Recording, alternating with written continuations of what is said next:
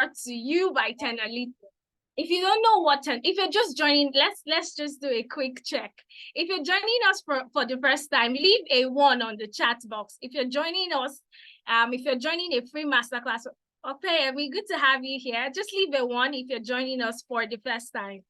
Chidima, oh, good to have you here. Okay, it looks like we have newbies for the okay, so you're very welcome to today's masterclass. And this masterclass, I don't know if you can see my background, but this masterclass is brought to you by Tenalytics. Now, what do we do at Tenalytics? We're an edtech firm, and we major in bridging the gap between Black Africans and getting into the tech space, right? So if you find various industries, you'll barely find Black people there. So that's why we're here. We're here to bridge the gap into entrance. We're here to basically help you transition smoothly into the tech space. Now, this is what we do at Analytics, and we've been able to successfully train over 40,000 people over the past 2 years, right? So if you're just joining us for the first time, you're very welcome to tonight's session. So tonight, we're majoring on learning how to build an automated financial report. And if you're excited to be here like I am, just drop in your favorite emoji. If you're excited to learn how to build an not just any financial report, yeah, but an automated financial report, just leave your favorite emoji on the chat box before we get started. Okay, keep it coming. Good to have everybody here. So without wasting much time, our facilitator is also here with us tonight. Hi, Nene. Good evening. Hi, good evening. Please confirm you can hear me. Yeah, I can hear you, Nene. How are you doing today? Hi, everyone. Good evening. It's a pleasure to have you here. Give me a second. I'm sharing my screen. Okay. Please confirm you can see my screen. Yes, we can see your screen, Nene. Okay, fantastic. Give me a second. Yes. So a brief introduction about myself. My name is Nene Ife-Ipro. I'm a strategic financial planning professional with over 6 years experience using analytical tools to guide companies on operational and strategic decision making. I'm a chartered accountant with the Institute of Chartered Accountants of Nigeria. A management and leadership advisor with the Harvard Business Review Advisory Council. I work as a senior FP&A, senior financial planning and analysis, commercial finance to be specific, at Callouts UK. Callouts UK is the only authorized licensee of Nike Incorporated in the UK. Prior to Callouts, I worked with Denom Industrial Services in the UK. I worked with KPMG. I worked with Bank of America. I worked with Loros. I worked with Sterling Bank. I worked with Leadway. I worked with a great number of people, right? And I am the financial analytics lead of Tenalytics. It's a pleasure to be here with us. Thank you very much. Please confirm you heard me. Yeah, loud and clear, Nene. Okay, fantastic. So for those of us who are joining this masterclass, this kind of masterclass for the very first time, right? I would be explaining what financial analytics is and just giving you sort of an introduction to it, and we'll get to the meat of today's meeting. Excuse me. Basically, what is financial analytics and why is financial analytics important to us at Tenalytics? So just like what Priscilla said, Tenalytics is very much dedicated to helping Africans and people of the Black community to enter the tech space. Now, most of us believe that this tech space entry is very hard or is something that we cannot use our present experience, right? We can't translate our present experience into this tech space. And we're saying, no, it's not like that. Right, so we developed the financial analytics curriculum, and we say financial analytics is basically where data meets finance. So when we're talking about data analytics, we're infusing data analytics with finance and seeing how all of these things come into play as one body. Please give me a second.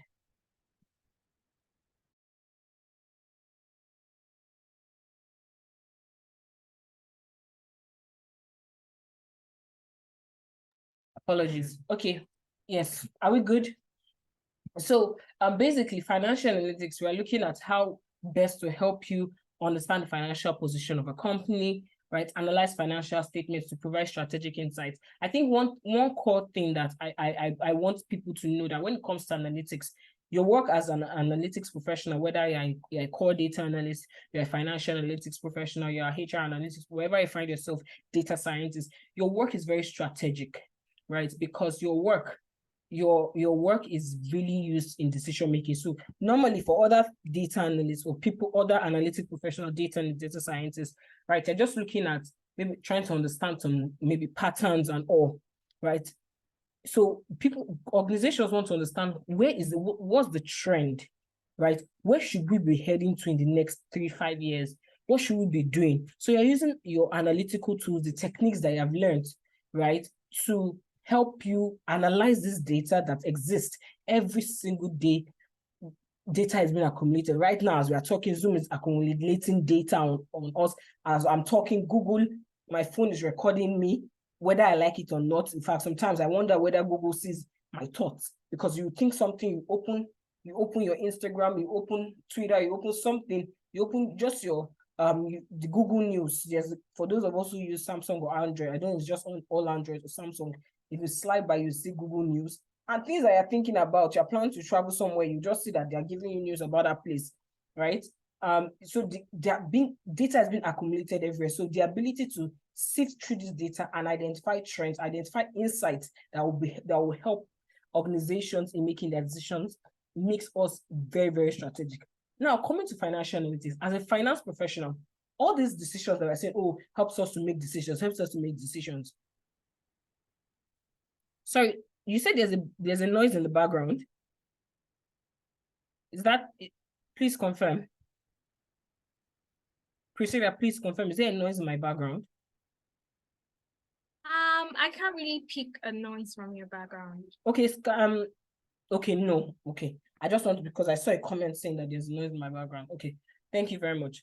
Okay, so Afolabi, check your network. I think it's just you, right? So now back to financial analysis, trying to tell you how important a financial analytics professional is. Now we're talking about these people who have data analytics skills, right? People who have these data analytics skills and all. Now we're saying that in all these things is to help organizations make decisions. Now, for each decision that a company makes, every company in this world, whether they are profit-making or not profit-making, they want to know the financial impact of such decisions. They want to understand the financial impact of such decisions. So because of this, organizations are interested in finance professionals who know how to use data analytics tools. And that is why the financial analytics professionals are very, very important. There's a rise in financial analytics professionals. There's a rise in demand. You see finance data analysts, right? Financial planning and analytics. Financial analytics, there's different titles. Sometimes they'll tell you they want a financial analyst, but if you check the description, right, you'll be seeing things on analytical tools, but understanding of finance concepts, conventions, financial principles. So you see that the work is very, very important, very, very important. And we are here today to give you more background, more understanding about the role or the life of a financial analytics professional, right? And one thing we tell people, and it's the honest truth, we can if we actually scroll back 5 years ago, you see that the trend in finance has changed. The trend for finance and accounting professionals has completely changed. Years back, about 5-10 years ago, you had, for 5 years ago, let's not even go back 10 years ago. About 5 years ago, you had professionals, right? And in an accounts department, you can see 10 people doing payroll, depending on how big the organization is. You can have 10 finance professionals, 3 people doing payroll, 3 people doing receivables, 3 people doing credit, handling payables. You know, everybody's scattered. But now, because of technology, right? Because of technology, you don't need to have 10 employees. You just need to have 3 employees who know how to use these technological tools, right? So we tell you that financial data will be one of the greatest differentiators in the next 2 to 3 years. And whoever unlocks the realm of financial data analytics will use it strategically to win, right? So those of us who understand how to use analytics tools, right, will replace those of us who do not know how to use analytics tools. Now, technology, AI, everything is here to facilitate your work, as professionals. It is here to make your work easier, to make your life easier. Things you're supposed to spend 4 weeks doing, you can spend 2 hours, 3 hours, because you understand how to use the tools, right? So we're saying that these tools are very important, and this is one of the reasons why financial analytics is gaining traction. Are we together? Are we together? Yes. Thank you. I really love participation. Yes. So I think that's something I didn't mention. I do love participation. Yes, we are together. Fantastic. I do love participation because I like to know that you are listening to me, you understand what I'm doing. So what we're going to do today, we're going to have a very simple session today. We're going to create an automated financial dashboard. Now, let's assume that all of us here, we are a team, and we work with the commercial team. That by commercial team, I mean the commercial team that is in charge of sales, marketing. We work with the larger commercial team. Now, we have been, the chief commercial officer has reached out to us, the financial analytics department, to say that we need to have a live dashboard to see how the sales team is performing on a real-time basis. Right now, we know that based on the system that we have in our organization, our sales is being transacted, right? It is being recorded automatically, or rather immediately, in utilizing whatever tool. It could be utilizing our ERP, it could be utilizing the Google form, it could be utilizing anything. So basically, we have this. This is a superstore. This is superstore. So our business is superstore. We're a superstore, right? And our commercial team has the sales team, they update this data. It is live. So obviously, right now in our case, we have extracted it is not live. However, in let's just put it in terms that this where this folder is stored, this data is being updated every second as sales is being. You will get the file, but you will get the file after the class, right? I want us to be together. I want us to do it together. Then you can practice it afterwards. Is that fine, Fred? So this is the data, and we're going to utilize Power BI. Now, the beautiful thing about Power BI, right, is that Power BI, Excel, these are the basic analytical tools, right? These can directly connect the Power BI or the Excel to your data source. When you connect it directly to a data source, as the data is being updated, you just refresh and your dashboard becomes live. Now, for those of us who don't understand what a dashboard is, basically a dashboard is a pictorial summary of your data. Simple, short, shikena. For those of us who don't know shikena, basically finish, finito, finished, right? That's the end, right? So simple, short, your dashboard is the pictorial representation or summary of your data, right? So we're going to be using this data to create our dashboard. Now, one thing I tell you is when you're looking at data for the first time, you need to have an idea of the data points, because this is what you use to capture the relevant data that you think that should be on your dashboard. Now, one thing you also need to note is, depending on the person you are reporting to, different people have different things they're looking at. Someone will tell you that these are the 5 things I'm interested in, and that person will tell you that these are the 3 things I want in my dashboard. So depending on the person you're interested in, depending on the person that you're reporting to, depending on what they're interested in. So now let's look at this data. We have order ID, order dates, ship dates, ship mode. Sorry. So if you're not talking to me, please mute yourself so that I don't get distracted. I love your responses because it lets me know that you are flowing with me. But when you're not talking to me, don't let me get distracted, and don't distract the class. So this is ship mode. So ship mode, we have this first class, second class, standard, and the right customer name, segments, right? Country, just giving you an idea because we are not looking at the data, right? Country, city, state, postal code, region, right? Product ID, category, subcategory, product name,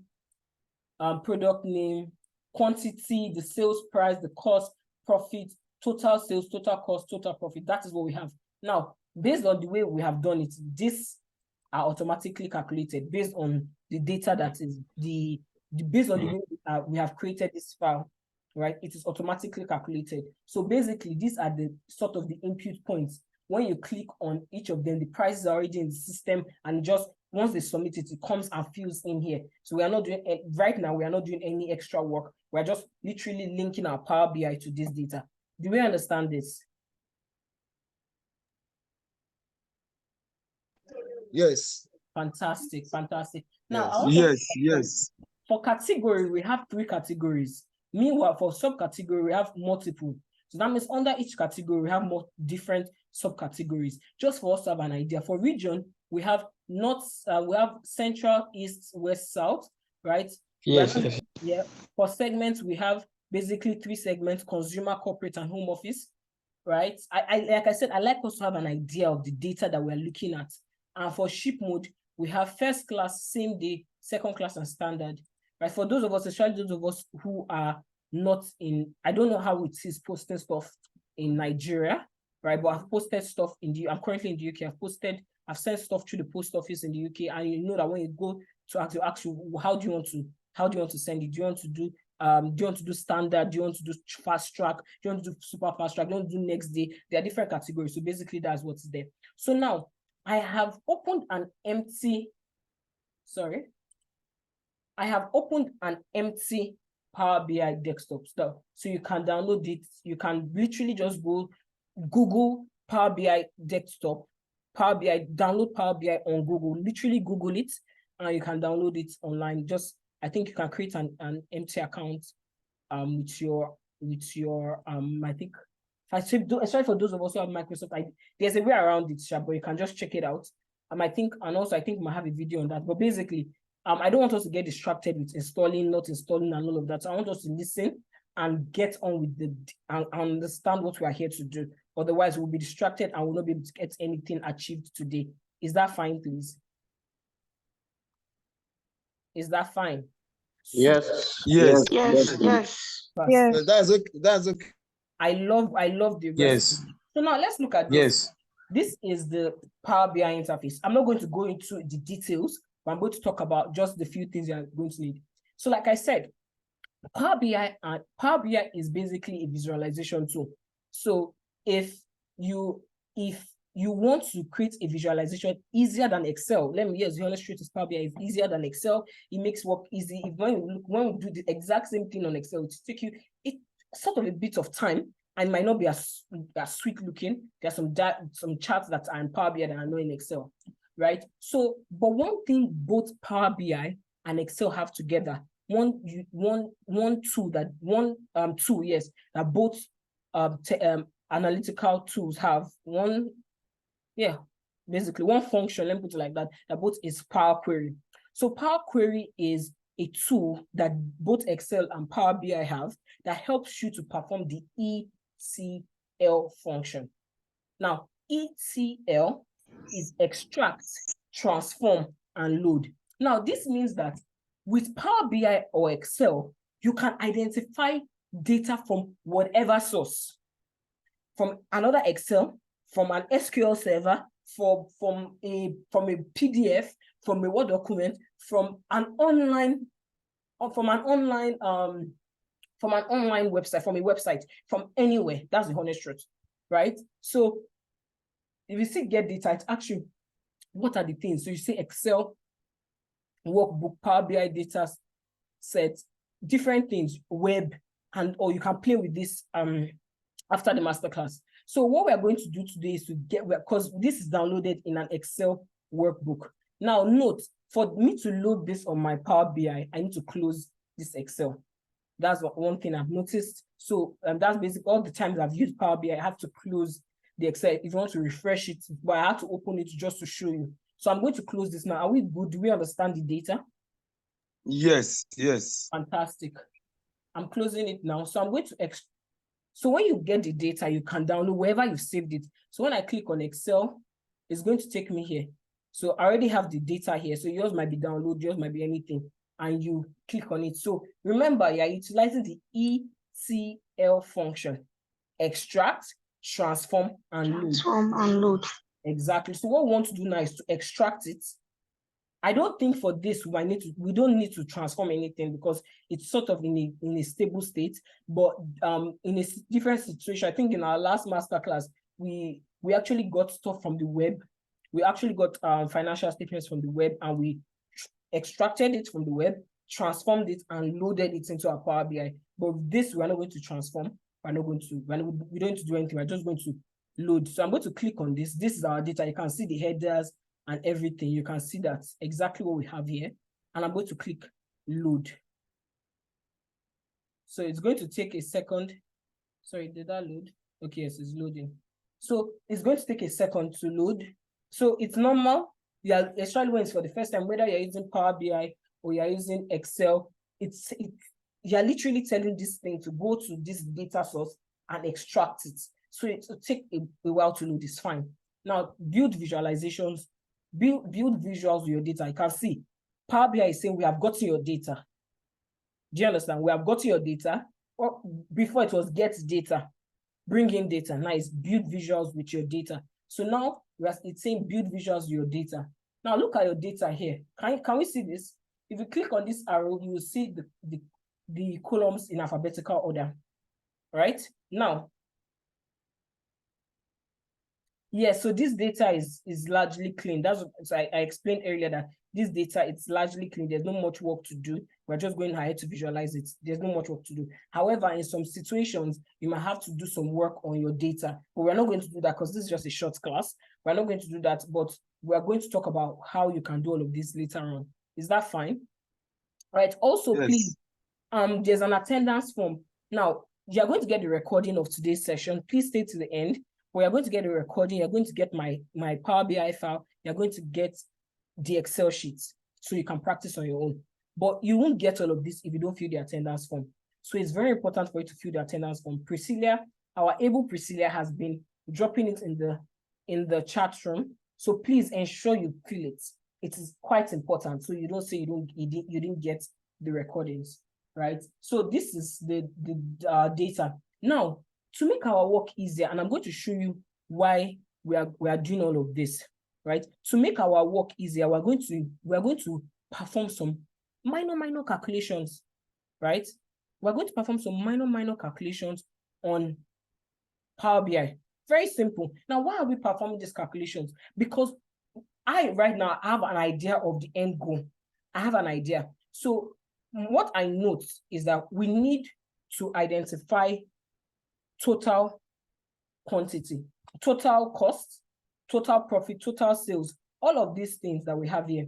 You will see them. I'm going to show you the difference, how the difference it shows, right? Why instead of me using this total cost, total profit, total sales here, why I'm recalculating it. So for now, the first thing you need to do is to identify the calculations that you want to perform, right? Based on your end goal. So what we want to show is, we want to show performance. We want to show performance, sales performance. When we say performance, we want to talk about the total sales, total profit, profit margin, and also the total number of transactions that the business, that the business is engaged in, right? That the business is engaged in. So we're going to calculate we're going to have new calculations. Now to do this, I'm going to click modeling, and I'm going to click on a new table because this is a table that contains all our data source. But I don't want to calculate this inside here. The honest truth is you can create a calculation or a measure inside this. But I prefer to have all my calculations in one table. So it's easy for me to just pick rather than trying to identify where it is alphabetically. Does that make sense? Yes. Okay. So I'm going to say new table. Yes. New table. And here I'm going to call it calculations. And press enter. And immediately this comes here. You can see that there's nothing inside there. It's empty, right? So I'm now going to create my calculations inside it. So Power BI calls it measures. So that's where you create formulas, and we're not going to do anything serious. We're doing like basic, simple stuff. Do you get me? Simple stuff. Yeah, are you with me? So I'm going to right click and say new measure, right? And you can see that as it is highlighted, it is showing here. I'm going to rename this and I'm going to call it total. I like my initial caps. Total sales. Are you seeing that? And I'm going to use normal simple functions, nothing serious. I'm not doing anything serious. And I'm going to say sum. Sum. Now, I want sum total sales. Yes, so sum superstore total sales. Excuse me. And I press enter. Can you see I have total sales?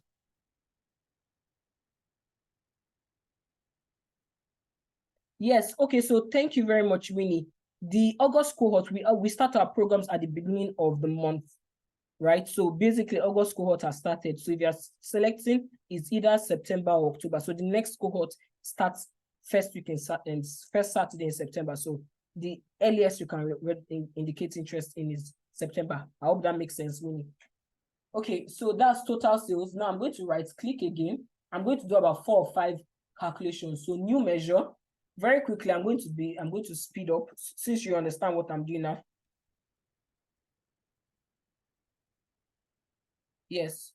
Total profit, right? Total profit.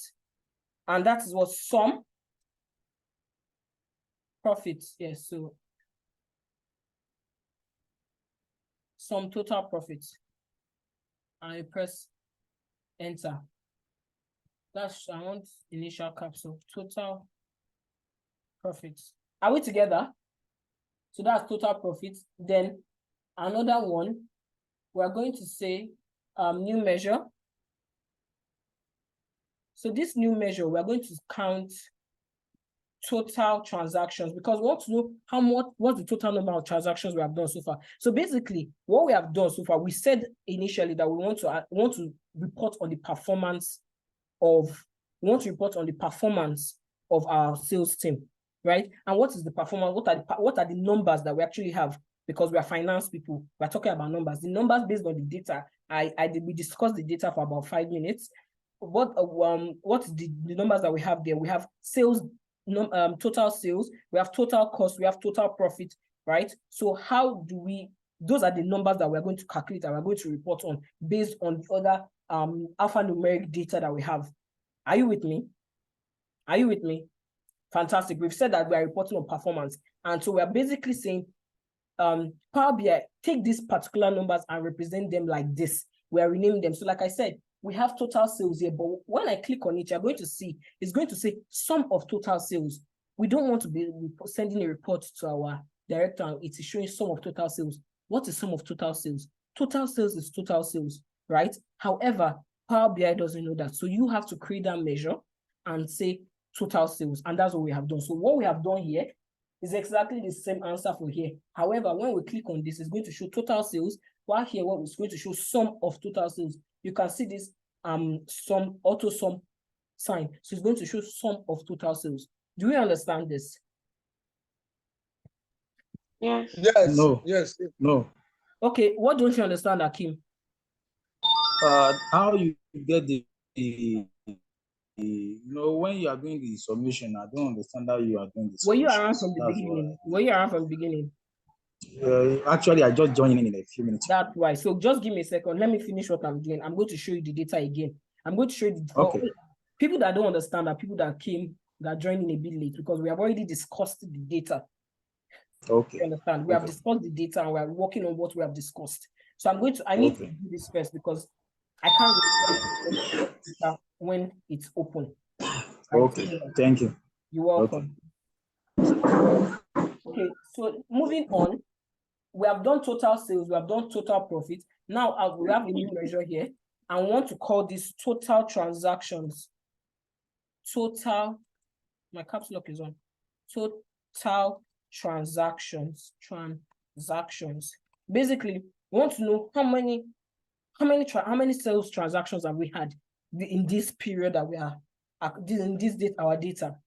So how are we going to do it? We're going to use the count function. Count, and we're basically counting customer order ID. So basically, how many order IDs have we had? I hope that makes sense. I'm going to say enter.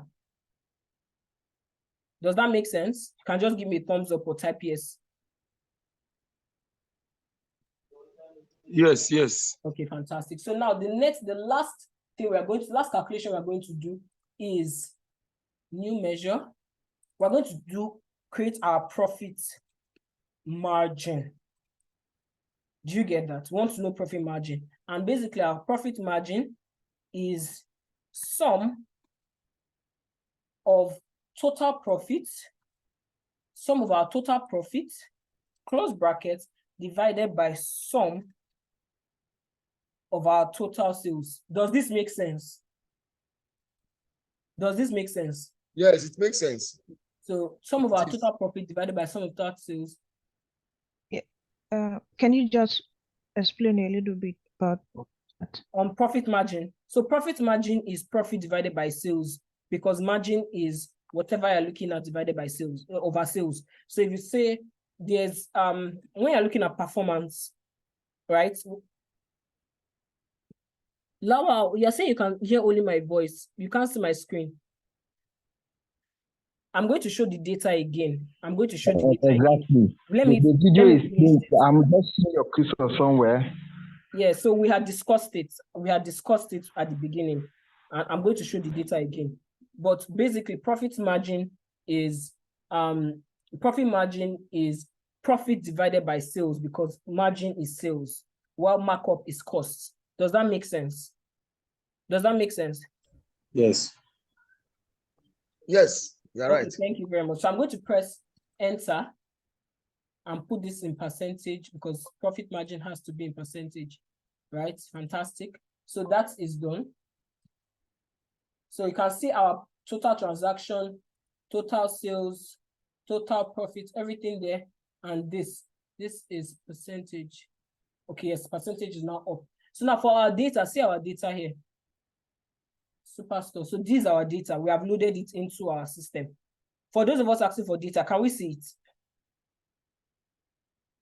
Hello, those of us asking for the data.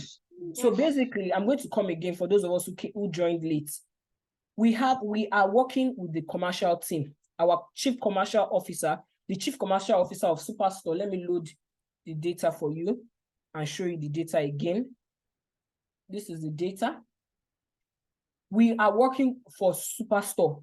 The chief commercial officer says that he wants a financial dashboard. He wants a live financial dashboard. So we have a system in our organization whereby the sales team records each sales transactions that they have now. So basically every order that comes up has an order ID, order date, ship date. They've entered this thing already, and they're entering it as they make a transaction. They enter it into the data and it comes in here. So it's a live data source. Do you understand this? Do you understand this? Yes. I need your responses, because you said I should come back to this. So you need to respond. Yes. Yes. Yes.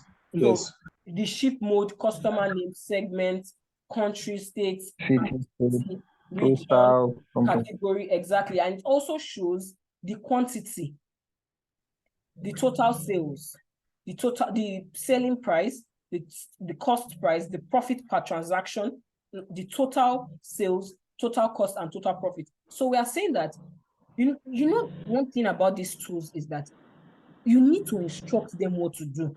Now, you see what I'm talking about when we get into the visualizations, when I say you're going to be showing, so if you click on the automated summation of this, you're going to see sum of total sales.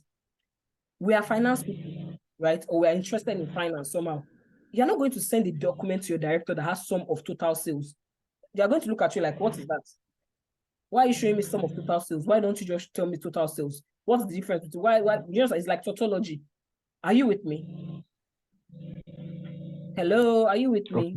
Yes. Yes. That is why, even though we have sales, we have summation here of total cost, total profit, total sales, we have still calculated our own. Then we also now did two additional calculations, which is profit margin and total transactions.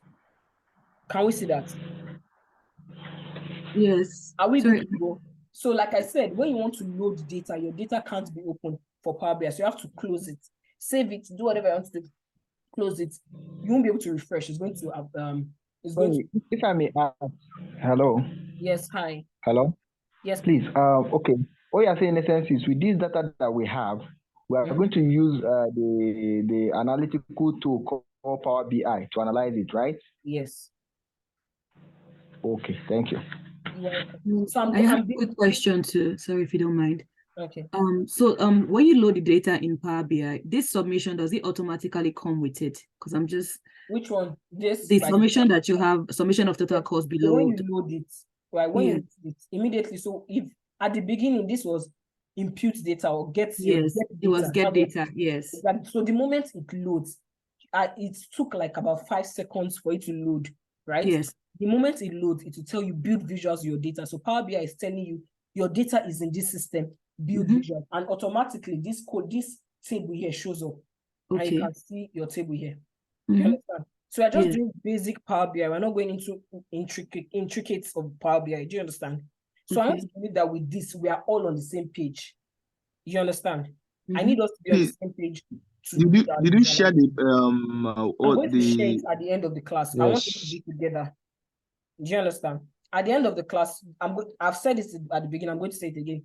After this, please fill the attendance form. You're going to get the recording. You're going to get the Power BI. And you're going to get the Excel. And with this, I am closing questions until we get into the data. I hope that's fine. Thank you. Okay. So now that we are here, right? Now that we are here, right? We have our data and we can go ahead to build our dashboard.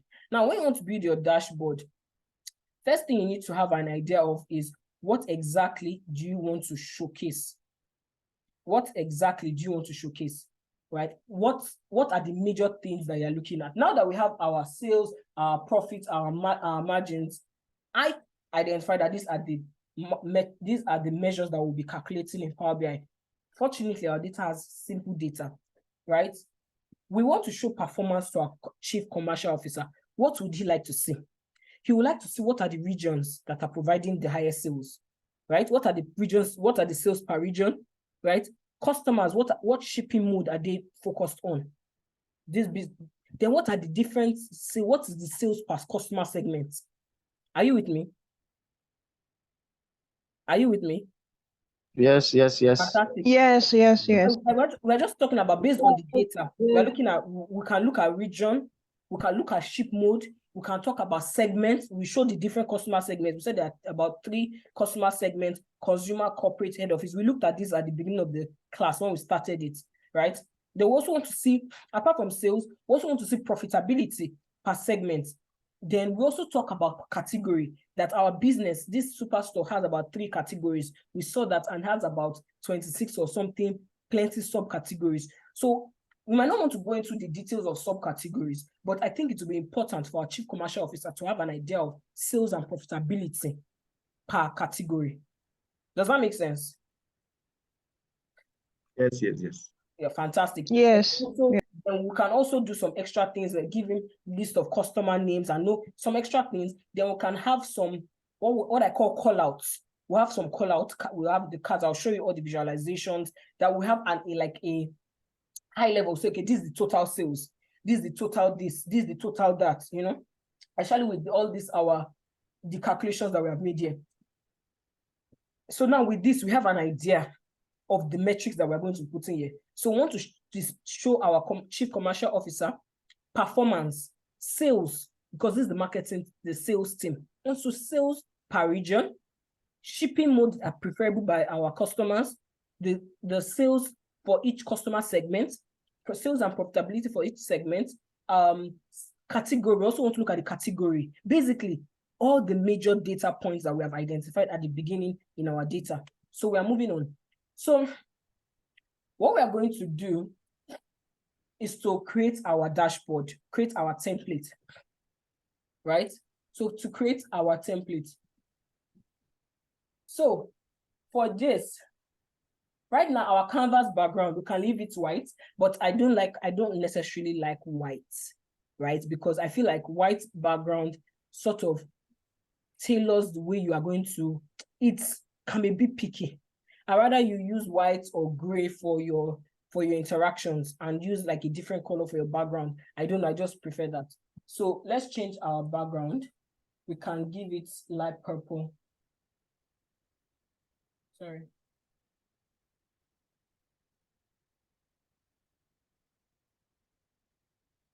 I don't know why that didn't change. Sorry, give me a second.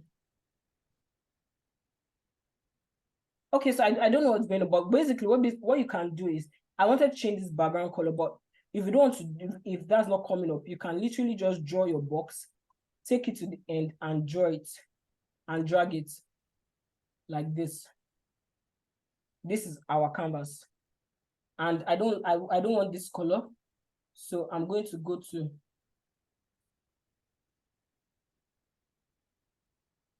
Sorry, I think I know why it didn't change. The transparency is what you're supposed to reduce.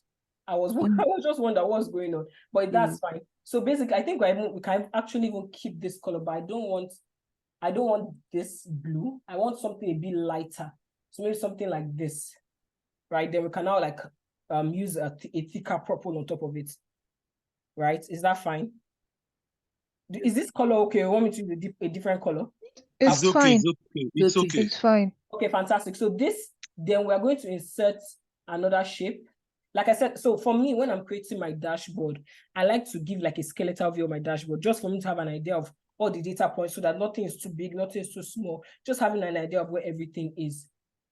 All right, so I'm going to create this. I'm going to create this. I'm going to, so for this, I don't want this. I want like gray. I don't want a border. I don't want a border, right? So basically have like I want a top border where I can put my callouts. And I'm going to show, I'm just describing what I want. I want a top border where I can put my callouts, or you can put your callouts by the side, anyhow you want to do it, right? Literally anyhow. So, and you can come here. So when you click on the shape, you have the format. You can come here and change however you want it to be, change the rounded corners, change the bottom corners, change it. So if you don't want this particular shape, you can change this to a square. Yeah, you can have a rounded rectangle, you can have a normal rectangle, right, where everything is straight. So you can either have it like this, or let's leave it like this. Have our callouts here, right? So we can have, first of all, have the title of your dashboard. I like to give a little space at the top. Let's have the title of our dashboard here. So we have our title here. Sorry, in a second. So you have our title here. So that's our title, small. Then we can create another shape here. Have that here. So this would be we can put our slicer here. I'm going to change the color eventually. I'm just showing you. I prefer having a skeletal outlook of how my dashboard is going to be. I basically did Control-C and Control-V. That's what I just did now. I didn't do anything so spectacular. So Control-C and Control-V. When you click on your background, it's going to bring that as the main thing. So if you mistakenly click on your background, just press Escape and you are back to where you are. So that's that. Drag it. So this for our callouts. I think this is okay for our callouts. So with this, we can then have here we can just have like 1, 2, 3, 4. So we can have I think here we can put our region, our shipping mode, customer segments, all of that and that. So, but with this, you have an idea. So now let us put the name of our business. So format painter, I'm going to paste it here. Click on this format painter, paste it here. So with that, I have the same design, the same format I put up here. I've pasted it here. So let's insert our text box.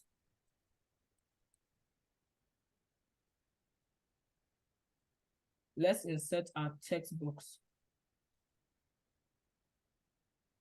I'm going to run it transparent eventually. So basically, this is super store commercial data. So if you're asking about where you get the data or where you get anything, don't worry. I'm going to provide that at the end of the day with the recording, with my Power BI, everything. I'm going to get everything at the end of class. So just focus on understanding what I'm trying to do, what we are all trying to do. Is that fine? Please, let's not get distracted Yes. by minor things, right? So increase it, can increase it to 20. Let me see 28. Then you can remove, so click on format, effect, remove the background, and you have that. So for the font color,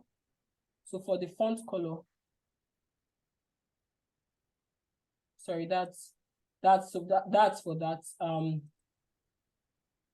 Yeah, so I think that's fine. I want to change the font color. First of all, I want position, I want it to middle. I think this is better in the middle. Yeah. Right. So Superstore commercial data. And we can just a commercial performance dashboard. I think that's better. Superstore commercial performance dashboard. Right. Are we good? Then for here, I want to have callouts. So there is a function here, this card. So what I call callouts for both Excel and Power BI, right? For both Excel and Power BI, I call it callouts, but basically the visualization is card. So this here, I'm going to drag it here. I really is not too small. So basically this just gives you, yes, you will have the video for a replay. You're going to get the video, you're going to get everything. So this is the first visualization I'm going to do. This is just a summary. So this is a card, and what do I want to put here? I want to put total sales. So so this is total sales. I'm going to click on here so I can reduce it. My call out value, reduce it. So it can come in properly, right?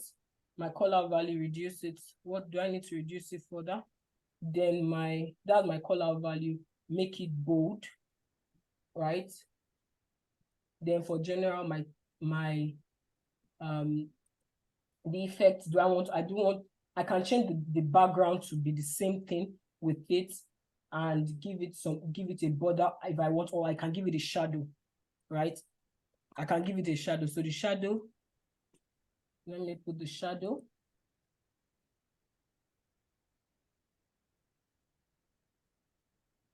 Right, I want a shadow.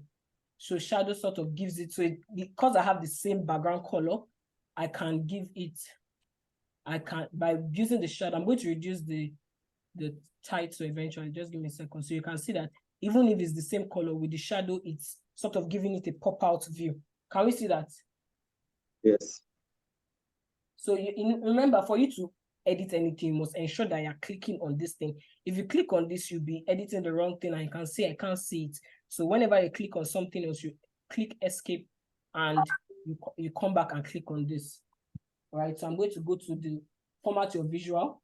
We have done this, which is the call out, right? Now our category label, we can reduce it also to ensure that it enters here. We don't want to reduce it too much. Make it bold. I'm going to have to increase this a tad bit. Okay. A tad bit. I think I'll have to increase this also so that it can flow. I don't want to reduce the size too much. I don't want to reduce the size too much so it's not too tiny. Excuse me. So we have total sales. Now we have total sales. We're going to do total profit. We're going to do profit margin. This, I want it to be black also. Category label, I want it to be black. This color is gray, I want it black. Yes, and I can make it, it's already bold, so fantastic. So now that we have done total sales, exactly what we did for total sales, we're going to do for total profit, we're going to do for profit margin, we're going to do for total transactions, what we have done in our work, right? So escape, right? Make sure you've clicked escape. Right, now click on another card, right? You can literally just copy and Control-C and Control-V, but I'm going to do that for the next ones, right? You can actually just Control C and Control V. That will make it so much easier for you. And this, we have done total sales. So we're going to do total profits. And we're going to click on this, click on home, format painter, paint. Can you see that? So literally, it makes it easy because it's exactly the same thing. So Control C, Control V. I'm going to put that here. Then for this, I'm not putting total profit. I'm going to put profit margin. Untick. No, not this. This one. I don't want total profit. I want profit margin. So it's giving me 12.45%. And the last one is total transactions. Are we together? The last one is total transactions. Yes. Yes. Yes. Total transactions. And we are going to untick this and tick total transactions. It's beautiful. So you see that because we have done our calculations, it's easy for us to just do it. Normally on Excel, you'd have been doing is equal to total sum. You'd have been doing some calculations or you'd have been trying to check and format, but we have already done it, right? So you can see that we have made 11.5 million sales, right? You can see all of that through this, right? So I'm done with this. I want to show you something, right? You know, I was talking about the difference between total sales and this. So if I click on this, see what I'm going to have, sum of total sales. So would you prefer to have this A or B in your dashboard to show your director, to show your chief commercial officer? A or B? A. A. A is better. So can you see why it's A. important for us to put the calculations? Yeah. Okay. Sorry, give me a second. I wasn't charging my laptop. Okay, so you can see. So that's why when you have an idea of what you want to do, you have to do your calculations first. You don't wait till you are doing it. So it makes it easier for you. You're just doing your life is easy, life is sweet, basically. Right. So I'm going to delete this. Right. So for this profit margin, for the profit margin, it's in percentage. For total profit, I want to make it dollar. Right? I didn't do that initially. So you can see the dollar sign is now in front of this. Can you see that? Yes. Can you see that? If you want to make it one decimal place, you can see all of that. So what I did before I made sure that I escaped everywhere. I clicked escape to make sure that I was not highlighted or anything. So I clicked on it and the formula bar came out again, like I was creating the measure all over again. But this time I'm just editing it. Does that make sense? Hello? Can you repeat that again? I'm going to do it again, but do you understand Please what I was take- trying to say? Yes, but take it again. I'm going to But do take it it again. again. I'm going to do it like 3 or 4 times for you, don't worry. So for I'm going to escape. You can see I'm clicking escape. Nothing is highlighted. Nothing is highlighted here. I'm going to click on profit margin. Fortunately, I did the percentage, right? So we are good, right? Mm-hmm. Now I'm going to escape. Can you see nothing is highlighted? Mm-hmm. Click on total Yes. profit. Now for total profit, sorry. For total profit, the dollar sign is actually already up, so it's all good. So it's up. You can reduce the decimal place or increase if you want, right? But we are not doing that. So for the total sales, we want dollar sign also in front of total. So can you see that? So now we have put dollar sign. Yeah. Okay, we're clear now. Yeah, total transactions, we want it comma separated. That's all. Can we see that? Mm-hmm. Yes. Fantastic. As finance people in money measurement concept, there are some certain things you can't be showing somebody without currency. You understand? Our data is US data. You saw that, right? The country. Yeah. So you understand what I've done. So now moving on, I just wanted to do that. I was taking it step by step with you. Right. So now that we have done this, the next thing for us to do is to get into our main visualizations. We have done our summary, which is our callouts at the top. Now let's go into our main visualization. So I want us to showcase, total sales by region. So we're going to present a donut chart. We're going to present a donut chart.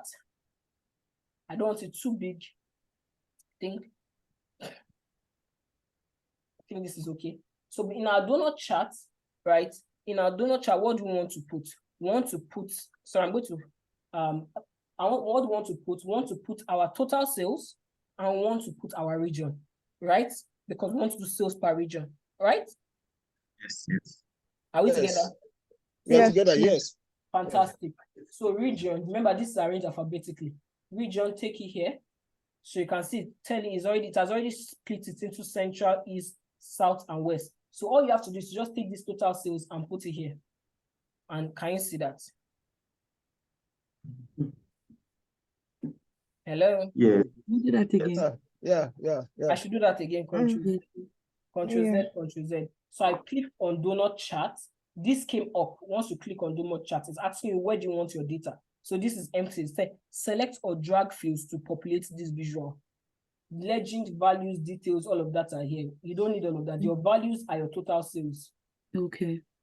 right? But obviously, if you're not telling Power BI how to split it, it's not going to split it anyhow. You Okay. understand? So by splitting it, you want it to split it by region. So you're going to take this region and put it in the legend. Okay. Does this make sense? Yeah. Okay. Does this make sense? So now Wonderful. we need to edit every visual we are doing. So I don't like waiting to the end before I edit my visual. So that if someone just comes to look at what I'm doing halfway, they're like, okay, you're getting there. Not like everything's just looking scattered. So we're going to click on this, click on format your visual. Now, for legend, we have our legend here. Let's start with our slices. Are we good? If we want to change the color, you can change the color, but I think the color is okay, right? I think the color is okay. Now, so for our labels, what do you want to do with our labels? A label outside, I think that's fine.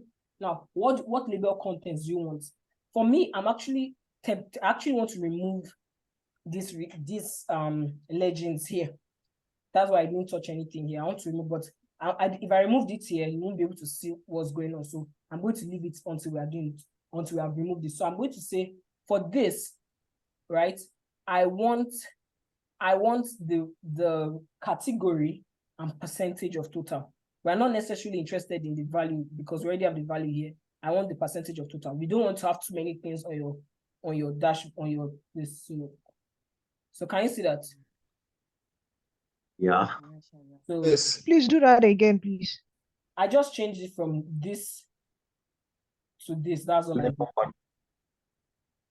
Can you see that? The label The content. label, I just changed the label. It's the same thing you do with Excel where you say format chart by the side. It's exactly the same thing, but it's a different way. It's a different mannerism in Power BI, but it's exactly the same concept. Do you understand? So you don't worry, when you watch the recording, you practice. There are some things that you learn better with practice. As you're watching, and that's why I said this first time that you're ever looking at this, understand what I'm trying to do. Then by the time you go and you practice, you see that you become better at it. You understand? You won't do it faster. You'll be seeing yourself fast forwarding the video. So legend off. Do you see that? So now we don't need the legend again. Are we together? So now Yes. I want my values in black, right? I want my values in black. I want it bold. Do I want to change the size? Do I want to change that? I think this is okay with the values. I think there's only one more thing I want to change. Give me a second. Label, we have done this. So let's go to general. So general, our title is on. We want title because title is very important. You can come in and change it, but sales by region is fine, right? We don't need to do much. Make sure it is black, right? Now for background color, I'm going to put it as the gray, right? I want the background color as gray. I think by the side is okay. I think this is okay. Now effects, this is the total background. I don't want background, so I'm going to give the exact color that we have here. Do you see that? Do you see that? Do you see what I did? Yes. Yes. Visual border, I want a border, but I don't want black. I want this gray so that I can look like it's part of the head, the body. Can you see how it looks like? Yes. Yes. So do you think this is better? I think you should give it like a shadow or something. No, it be too much shadow. I Too don't, much shadow. I Or feel increase the border. The so. border is Like it's tiny. too thin. Let's You can change make, the color of the border. okay. There'll be too much colors. I prefer for it to have to be. Let's finish Yeah. everything, then we can change it if you want. Like, I feel like Okay. let's Okay. when you see everything in context, just so I prefer have a simple design, right? Mhm. Finish your dashboard. Then afterwards, you can now edit things. Oh, no. Otherwise, you have to come and start redoing everything. I prefer Mhm. let's make it simple. You understand? So we have done sales by region. Now let's do sales by ship mode. Now for this, let's make it easy. I'm going to look at bar chart of stacked code. Sorry? If you're not talking to me, you have to mute yourself so you don't distract us. Mute yourself, please, so you don't distract us. So I'm going to use a stacked column chart for this. For this, what did we say we want to do? We want to do sales by ship mode, basically, right? So we have x-axis, we have y-axis. All right, so I'm going to take sales and drag our sales to the y-axis, right? So you can see it. And I want our ship mode, I've discussed what all of this is, to be in x-axis. Can you see? So now we can see that majority of our sales, of our customers, right, prefer standard class. Very few people pay for same day. Did you see that? Yeah. You will be surprised that maybe this is what Amazon did, and so that most people are not paying for Prime or for same day delivery. So they now made a subscription that you just do Prime and you'll be getting same day delivery automatically. Did you see that? So they saw that they do this to help them increase their sales because people like now I can order on Amazon because I know that latest I'll get it the next day. Prime will give you next day. If you order in the morning, you can get it that day. If you order in I think past a particular time, you know that you're getting it the next day, hook or crook, especially when you're a Prime subscriber. So these are the little things that cost. They'll say, oh, why are people not paying for this, our Prime? So instead of making it that you're paying for Prime every day, why don't you just pay an amount so that you are hooked and you know that because you are paid, because you have Prime subscription, you will be ordering on Amazon. So if I want to order from anybody, I know that what am I ordering from any other place when I know Amazon is going to give it to me the next day, since I don't have to pay for delivery. Do you see that? Yeah. You understand? So that's just a minor conversation, but I hope you understand. So now let's go to our visualization. So for x-axis, right? X-axis, let's take it black, bold, yes. I think that's all. For this, we don't need title. We don't need title. If we wanted title for that, it would have been like ship mode. It would have been ship mode at the end, but we don't need title. Do you understand? Yes. So after this standard class, it would have been ship mode under here, but we don't need the title. That's why we turned it off. That's why we are leaving it off. Now, for the y-axis, I think it's okay where it is. However, the values, for the values, I think we are going to, I want us to turn it off, actually. I want us to turn it off. Give me a second.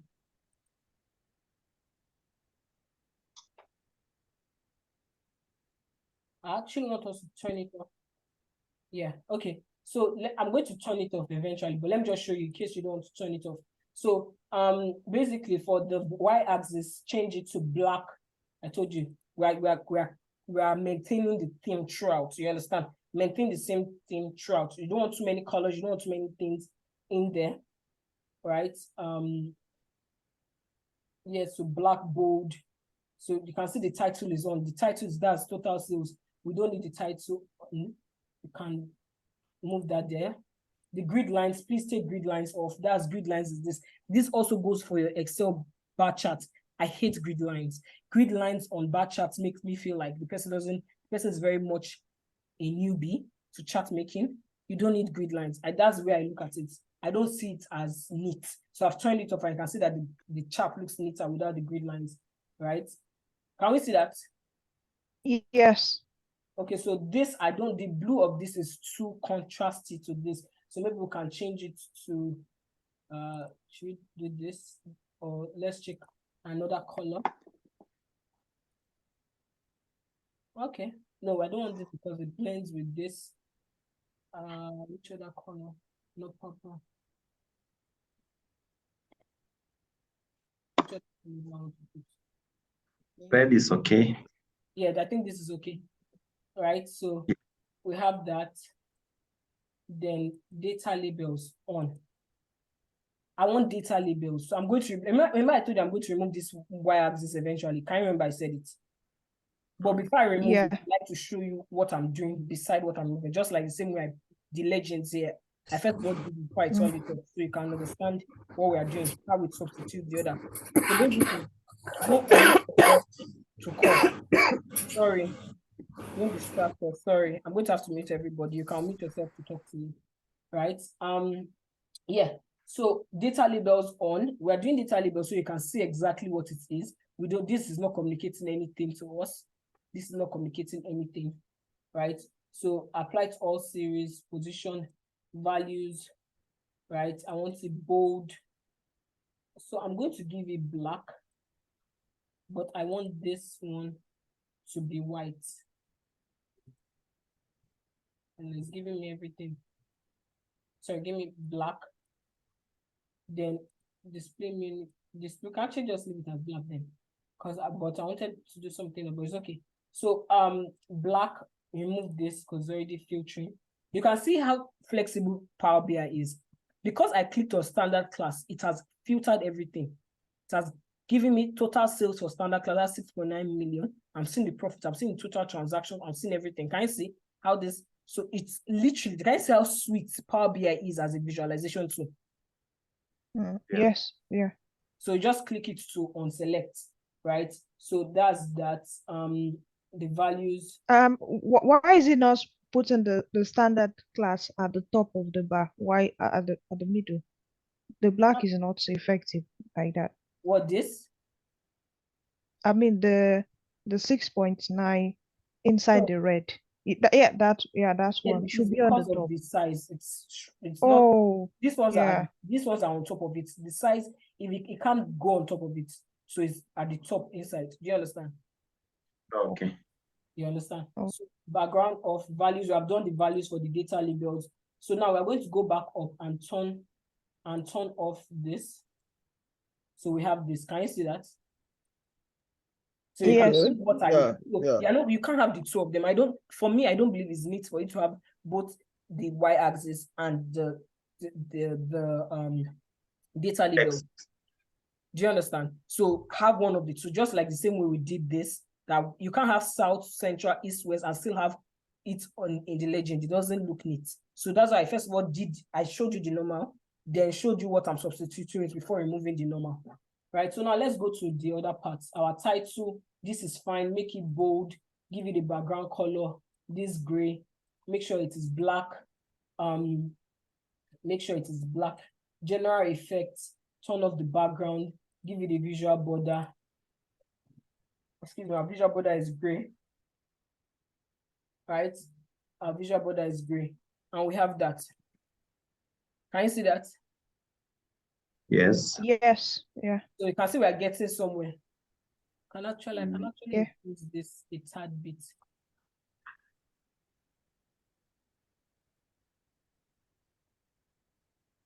Just increase a tad bit. It's okay. So the next thing we are going to. Okay, please, Priscilla, share the form again. Someone is asking for the attendance form. It's important for you to fill the attendance form. That's where you get the recording. You get this Excel sheet that I'm using, as well as the Power BI that I've done. I'm going to share everything with you, right? Then we're done with that. The next thing we're going to do is for us to do total sales by segment. Now, for this total sales by segment, I'm going to use a tree map. I'm just basically playing with different visualization tools. Do you understand? So you can just see how they look like, right? So I'm going to use a tree map. I'm going to take this tree map here.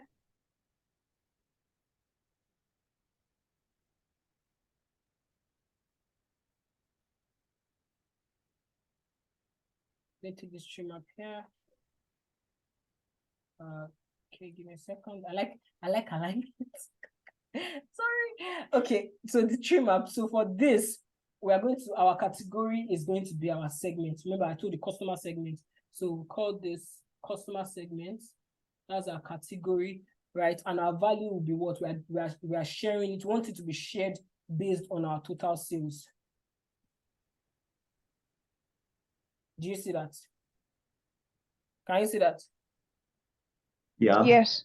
So basically just telling us that you can reduce it like this if you want. It looks like I made the dashboard like really big on the side, but that's fine. That's very fine.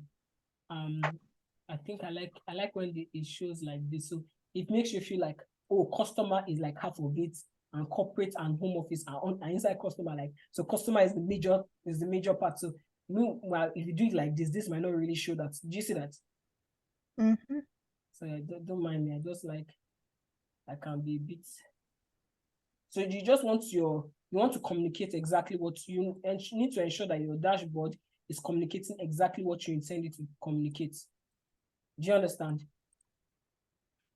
Yeah. And that's what I'm trying to achieve. So now let's go and edit our visual. So legend, I think I actually want legend. Okay, no, not legend. I want labels, it's data labels. I think we're okay with the colors. I don't think we need to change the colors. Data labels on. I want the value exactly. I want the value there. Make the data label bold, right? I think white is okay because if it's black, I feel like with the colors, it's not going to show properly. Do you see that? Yeah, that's visible. Yes, that white is better. I feel like the white is better. So that's for data labels. Category labels, I want this bold, and I think I can increase the size of this a tad bit. Yeah. Yeah, then we can go to general. Our title label is fantastic. We don't have any issue with this. Make it bold, make sure it's black. Sometimes it's black, sometimes it's gray. Just make sure it's black. Change the background of the title to be this. Close it. Effects, turn off the background. Where are you? Turn off the background. You can do a visual border. Ensure visual border is this gray so that everything looks together. So now with this, can see we're can you see, does it look like it's making sense? Yeah. Yes, it's making sense. Are we liking the way it's progressing? Mm-hmm. Yes, it's better. It's fine. Fantastic. I love that. So now let's move on. What next we want to do is to give so now all we have done at the top is sales. Now I want to compare sales and profitability together.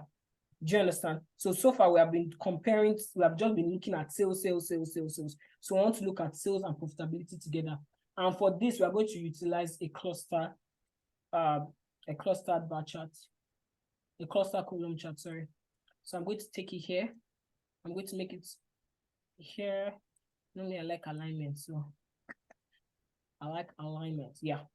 So for this, right, our x-axis is going to be our segment, right?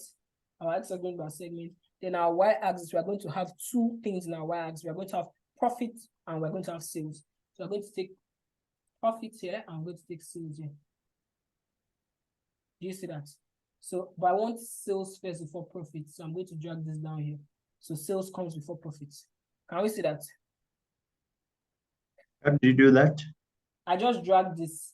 So, you know, I ticked profit before I clicked sales. Because of that, profit was up, sales was below, and it was looking like. So this is exactly the same way you edit your pivot in Excel, your pivot table. So you just move it downwards for it to come first. Can we see that? Okay, yeah. Okay.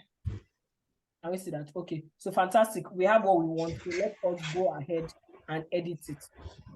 Right, let's go ahead and edit it.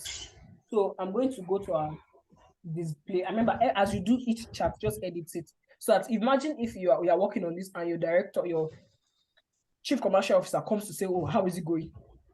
Doesn't this look like a good halfway? Yeah, it will show progress.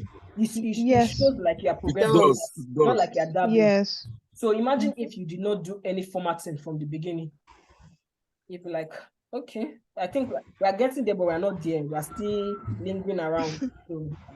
So now let's edit it to x-axis. x-axis, bold, that is this, right? That is this, bold, we want it black. You're going to increase, no, don't increase it. I think that's okay. The title, do we want the title? We can have the title, but we can reduce it, right? Make it bold, make it black. Okay, maybe, no, you reduce it to me. Okay, that's fine. Then what else? I think that's all for x-axis. Yes, that's all for x. Title. Sorry? The title. Dayton. What do you mean by Dayton? Okay. I can see somewhere there, down there, it's showing segment. Yeah, that's the title. That's the title for this column for x-axis. This segment is consumer, corporate, and home office, just like by segment, consumer, corporate, home office. Just a customer segments. We have 3 main customer segments. So we want to see sales and profitability for each of the segments. You understand? So for y-axis, no problem. For y-axis, I actually don't want the y-axis, but I think we've already seen what I want. I can turn it off. I can turn off the title. I don't want y-axis, right? I'm going to go to data labels and turn it on. You understand? I've already shown you what we did. I think we did that here. So I don't need to be showing you that again. Yes. You understand? So let's not waste time. So data labels, I want it as black and I want it bold. You can see that. So now I can say, okay, we're making sales of this. This is our profit, like that, like that, like that, like that. So now for our columns, I think we can change the colors. I don't know. What do you think? It's somehow, it doesn't blend. It doesn't blend. Orange? Slightly. Pink? Oh, it's not actually No. You say no, okay. Let me just go back to the original blue then. Okay, so let's go to our background, data labels. I think general. So our title is fine. I think we're fine with that. Make it bold. Make sure it is black. Even though it looks black, just make sure it is black. Change your the background of the title to that. Then effects, overall background, change it to the color that is this background. That's for that. Then our visual border, we want visual border, but we don't want black, we want this. I think there's something I've not done. Yes, the legend. I'm not taking out the legend because this is a double bar chart. You have to, this one, we know that this is total sales. Do you understand? But for this, you need to know which is sales, which is profit. Even though by the size, you can say that this is sales and this is profit. Right? You can say that this is sales and this is profit. But so legend, I'm going to my legend text, sorry.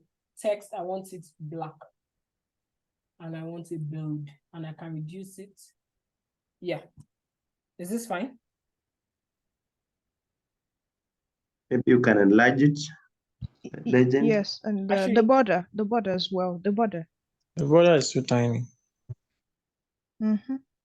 All the borders are tiny. Okay, no problem. We'll increase the border.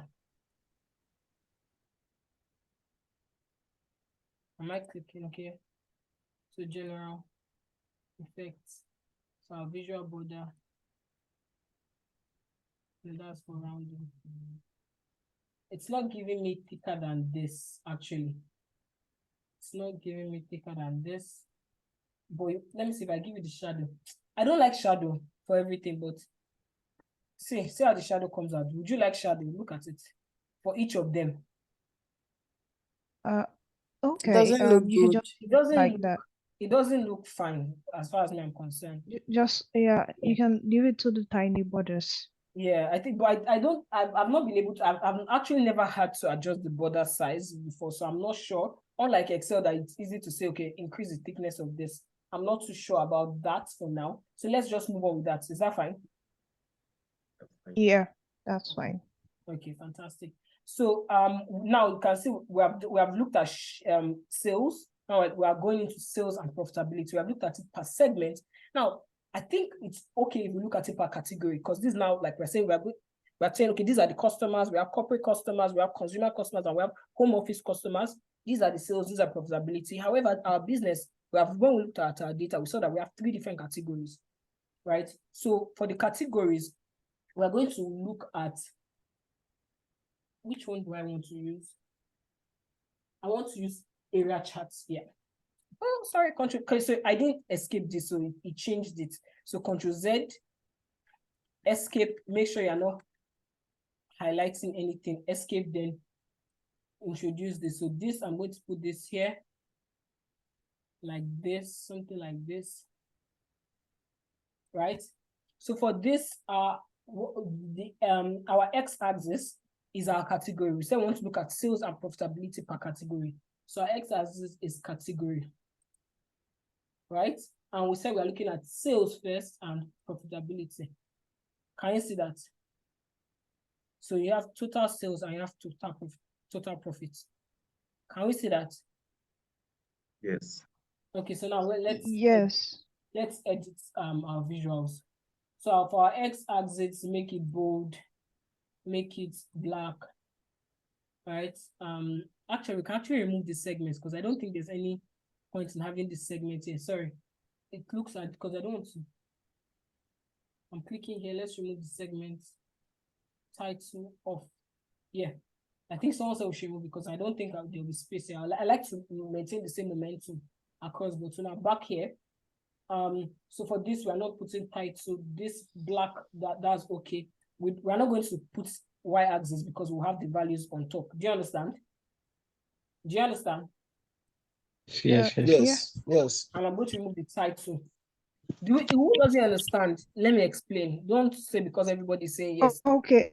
First of all, I'm kind of confused with the kind of chart you're using. Is this? So this is an area chart. So basically, an area chart is like a line chart, but it's a line chart that is shaded downwards. So you're not just saying this is the line for sales. This is the area of sales. That's area chart. They were not saying this is the area in the area of sales. This is just the area of profits.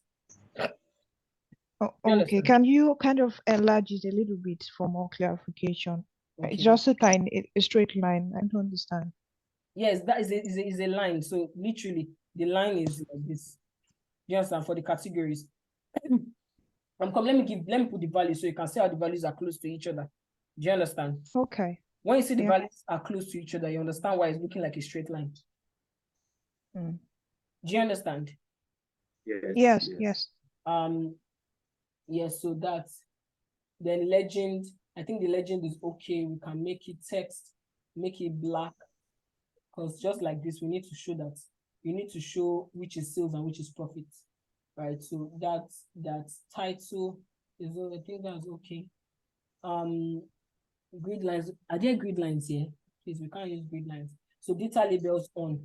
So now you can see this is 4.1, this is 3.9, this is 3.5. You can see that. Yeah. Can you see that? Yes.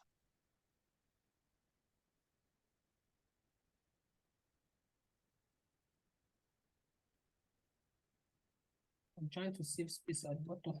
I think I'm still going to have to move everything up because I want to put a chart down there. Okay, so now let's go to the remaining general. So title, we know our title. I think total sales and profits, total profit by category. I think that's fine. So I'll make it bold. We can reduce. Okay, no, I don't think we need to reduce the size. Make our background this. I think we can remove it to come there. Make our background, and this is fine, right? Effects, our background, make this like this. Border, make it this, and we're good. So now go back to this. Our x-axis, we have title. We don't need title, so I'm going to turn it off.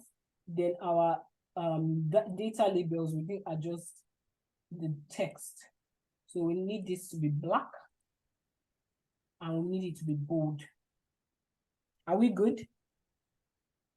That's good. Yeah. Are we good? Are we good? Only one person responded.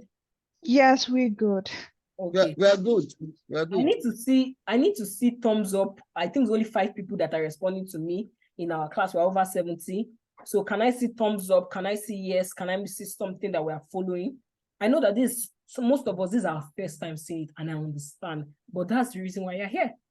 Am I lying? That's why you're here. You're here to learn something new. You're learning to see something in different lights, right? So, and because you're looking at this for the first time you're looking at something new, you need to focus and understand why we are doing what we are doing, how to do it. So that by the time you watch the recording, you'll be able to say, okay, this is what we are doing it. And as you're doing it, you see that you're doing it faster, even though you have never done it before in your life. You understand? So let's go on. Thank you very much. What did I touch on? Excuse me, Nene. Yes, please. Why are we having I just wanted to ask a question. You have undone it. So remember, I was saying, yeah. So when you click on anything, it automatically filters it, and that's why I said that's the beautiful thing about Power BI. So I clicked on this. I see. So it now shows you the subsets of that thing in the Yeah, I was wondering. So that's fine. That's fine. Interactive data, how interactive Power BI is. Yes. Yeah. Thank you. Yes. Yeah. Yeah. So let's not be distracted with any other thing, please. Let's just focus on what we are doing for now. Make sure you understand what I'm doing. Ask your questions. Don't say because someone is saying yes. Yeah, all of you are in separate houses, so please flow with me. I'm the most important person here. Yes, sir. Focus here. So now that we are done with this, we're going to do one more thing. We are going to do one more thing for this column here. And what we want to do here is to look at the total sales by category and region. So far we have been looking at total sales and profits by segment. So we have just been looking at, we have been sort of having, should I say one data point compared with our values in terms of whether it's sales, profit, whatever, right? So I say we're going to have two data points. We want to look at sales. So I want to say, what is the sales per region, per category? Does that make sense? I'm going to do something that most of you have not used before. So I'm trying to explain it. Yes. Okay. Yeah. Yes. So basically what I want to do now is to say, what is the sales by category and by region? So basically, I want to merge the sales here with this, in this. Do you see that? Yes. So for me to do this, make sure I've escaped everything. I'm going to use the ribbon chart. You can already see how it looks like. Something is moving up. So it looks a bit different from what we are used to. I pray it's not too small. Otherwise, I'll shift this ones up if it is too small. I think I should just shift this ones up. No point wasting time.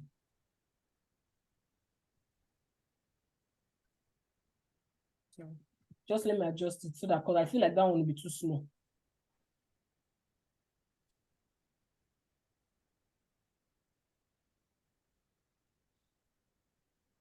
Okay. It's not, it's giving me small. I like the distance to be the same thing, but it's not distancing the way I want it to distance. So I'm just going to have to manage it for now. Sorry. Let's just I'll adjust this up. Okay, I think it's better. Okay, now moving on. So for this, what we want to do is to have our total sales by region, total sales by region, and what by category. So first of all, our y-axis is what? Our total sales. Do you see that? Yes.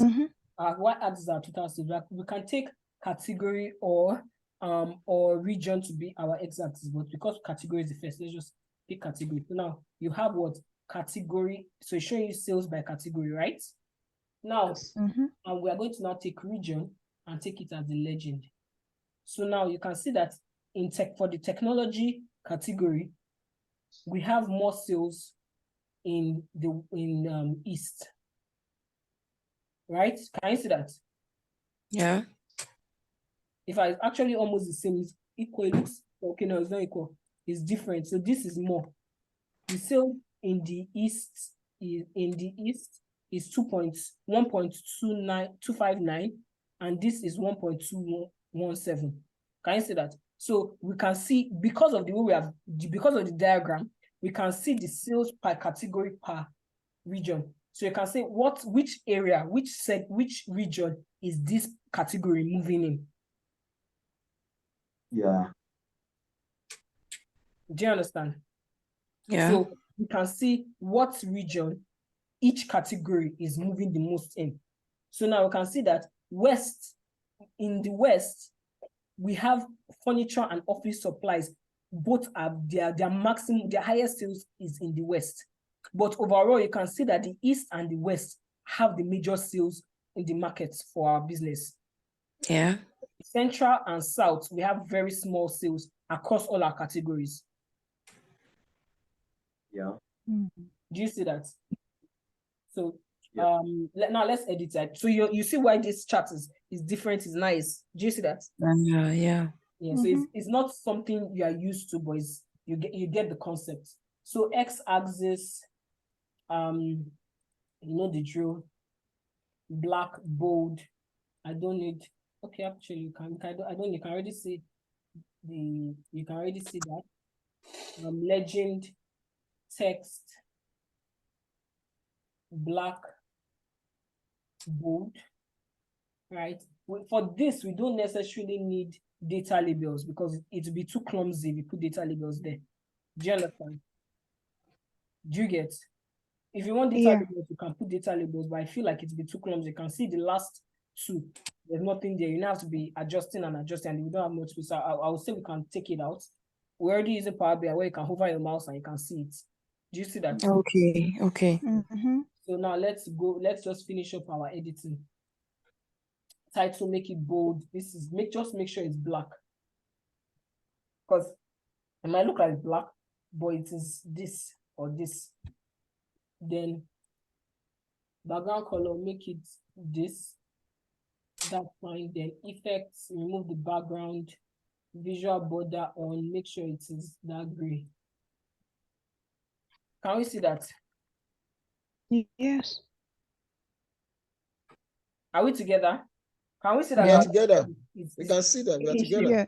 Right. So what I've tried to do is to give us different designs, not actually try to focus on designs that we're not sort of used to. I prefer it like this.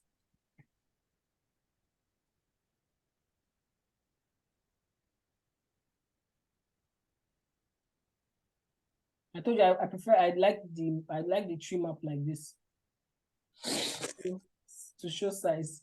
So don't mind me that I'm adjusting. Okay. Okay.